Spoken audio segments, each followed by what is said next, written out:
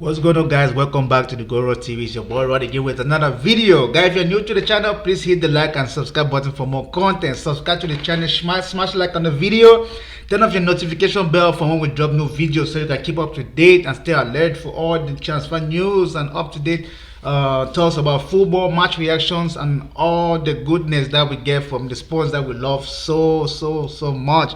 Guys, I want to thank you. I hope you guys are having a good week. There's so much going on right now with the transfer window. I guess it's closing, it's shutting down today at like midnight. Then it will be open back again on Monday for the rest of the transfer window till like August. But let me know what you guys think. What I'm trying to like, Man United at this point is doing some good business.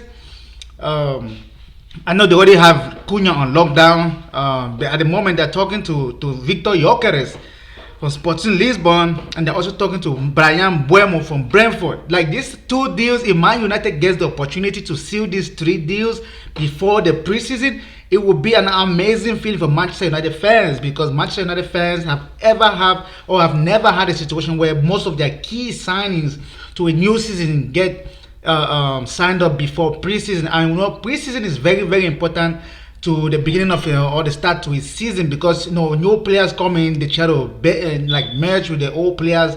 Coaches are bringing their new ideas to make sure everybody's in the same accord before the season goes off. Unlike when players come in when mid-season or when preseason is over, and it takes them a time, like a little while, for them to get situated with the playing style or the team as a whole.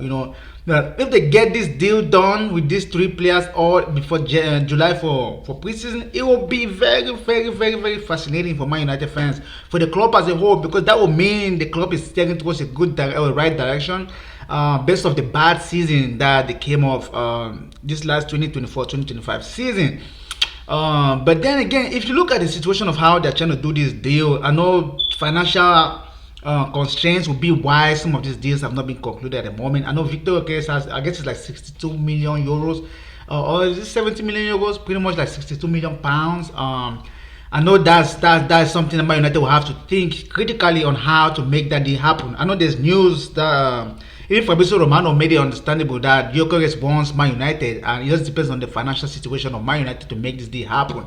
He wants Man United, be that they have a Champions League or they don't have a Champions League, he still wants to join the club. And I don't think that's like a surprise, because I think before Ruben Amorim left Sporting Lisbon, there must have been like some talk or some communication that he was going to get maybe this player. Or I know like there was talk of Quenda, but Quenda went to Chelsea. That he will probably get Gyökeres to the club he's going to, which is Man United, but that he didn't want the player to leave during the January transfer. At least that's a little bit of respect for what he has for the club, for them letting him go mid-season. So Gyökeres to be a front man or the striker option or the target man for Man United would be a very incredible acquisition, be like talent wise, because the kid was hard in Europe last season. Scored over 50 goals for his club. He had a total of 65 goal or assist contributions in the entire season. So you need that kind of player. I know Manchester United last season did not score a lot of goals. I guess that they had like 47 goals total, or like 48. Bruno Fernandes and Ama were like the highest goal scorers in the league in the team, with like 8 goals each. And then it doesn't make any that so you could see why Man United was 16. The games that Man United should have won, but just because they could not score goals, it was very difficult for them to win. There were so many games that Man United played that they should have won, but they could not win because they could not put the ball in the back of the net. But bringing Matheus Cunha from Wolves, who came with 15 goals and 13 assists or something like that, with Brian Buemo 20 goals and 8 assists, and then you're bringing Victor Gyökeres. The thing is, Victor Gyökeres also doesn't just score goals like a box striker. He also scores free kicks, penalty. He's an all-round striker who can kick free kicks, who can score free kicks, who can he can do it all. His ball control is really good. His auto plays is good as well. His link-up play is good. From what I've seen from some of the games I've watched him play, he is deadly in front of goal. He's lethal in front of goal. He will punish you if you give him the chance. We saw it against Manchester City in the Champions League. We saw it on other competitions. Even in the final against Benfica, he put up one. To lead Benfica Sporting into that Spanish Cup final. So I think the addition of those three will be like there will be a monstrous front three that will terrify any defender in that Premier League. I'm telling you, like that's goals right there. All three of those. If you have Victor Gyökeres, you have Brian Buemo on one side, and you have Matheus Cunha, and then you have Bruno and whoever is playing, or Ugarte, or whoever is playing in the middle with Bruno Fernandes. It will be crazy because I said this before in my previous video that Man United, the way they're trying to construct this season, I can just see it like a front three of Gyökeres, Cunha, and Buemo, and another wing backs. You see Dogu and Ahmad, and then Bruno in the middle. But I don't know if Bruno is really good to be or disciplined to be a center midfielder. But the defense line of Man United, I think, is really good. I don't think they have any worries as it comes to like fullbacks or defense. They're really stacked. I know Maguire has maybe one more year to be there. Martinez will be back from injury. Eddie Heaven is good. We have seen him play in the Champions League. You know, he was very, very, very brave to be a young lad, 18 years of age. Dogudu, I think he will be better.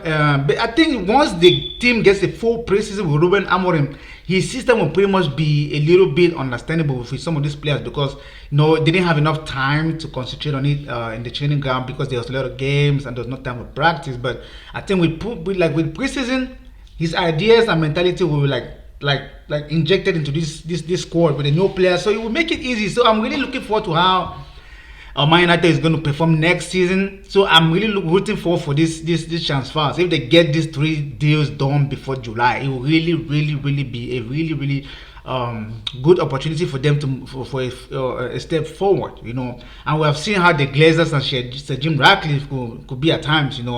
Because even like how many times have Man United like lockdown is signing before? Like January is over, June is over. It's something that really happens.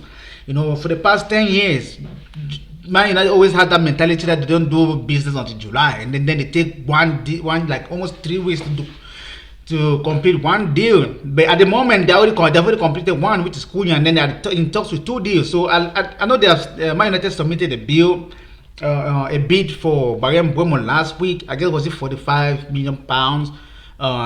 Brentford is asking for the same amount of money that they paid for Cunha, which was £62 million.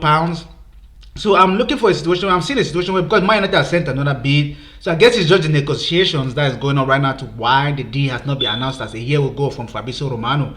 So hopefully this week there's some good news about that deal, because I believe when that happens, that will be a good step. That way they can concentrate more on like the Gyökeres deal.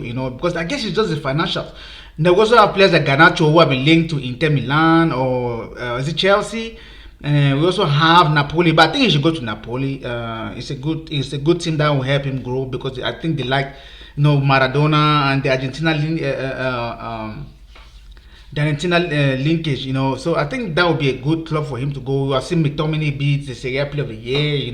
It's really fine. And then my coach Rashford too. I think he was waiting for Barcelona, but for some reason it's like Barcelona has turn their attention to Luis Diaz for Liverpool. So, and the Premier League this season, I think that is coming will be very, very, very more competitive than the one we just had last night. Because Pep, for example, Pep Guardiola just went and bought Turkey and some other player. I can't remember what his name is, but like Pep is also trying to make amends for what he did last season from that bad season. He doesn't want to do that again. So he's going out and splashing cash on some players that is going to make a remarkable change to his team. Liverpool is not sleeping on business. They're thinking about Ekitike. They already got Frimpong on lockdown. They already thinking about Wirtz. Like this is crazy. I don't know about Arsenal. I know there was a talk of Zubimendi a year ago, but is it coming or is it not coming? Like they talk about Sesko. Are you getting Sesko or not? Because if they don't get a striker this season, they still will not win the league. That's one thing they fail to understand. But teams that are doing business, Man United, I'm leaning towards hopefully they have a very, very good transfer window. I know there will be situations where they have to do like sales to get money to generate to buy more players. Because if you have Brian Buemo, if you have Matheus Cunha, and you have Victor Gyökeres all signed up before July, I bet they will also have there's this kid they bought from Argentina, not from Uruguay. I can't remember what his name is. He's a left back. He comes in this July too for preseason. He had already done his medical. So he will be I guess that will be like the 4th signing. But I think even after that, there'll be a couple of signings that Man United could potentially do if they get these 3 deals done. Because that front three is the problem. The defense, I don't think has a problem. I mean, the goalkeeper Onana, there's an issue. You know, I know they talked of Emi Martinez from Aston Villa, and that would be a steal if United actually pulls that through. But I don't mind dealing with Onana for a year so long as we can get the goals. But Cunha, Bremo, and Buemo and Jokeres deal to go through.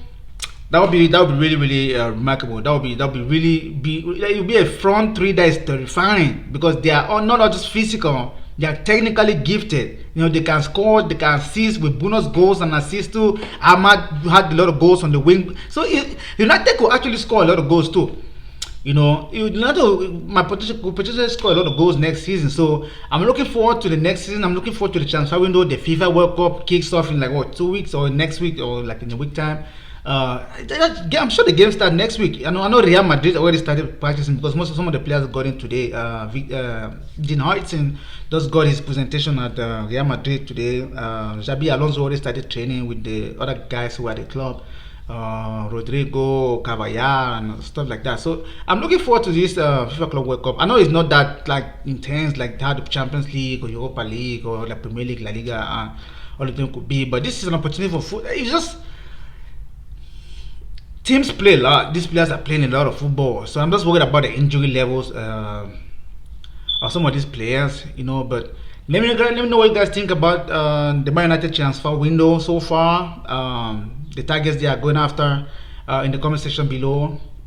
Hit the like on the video and please subscribe to the channel on our way to 200 subscribers. I want to thank you guys again for tuning to the channel for our watch along we had on Sunday against the Portugal Spain final. It was really fun to meet some new faces.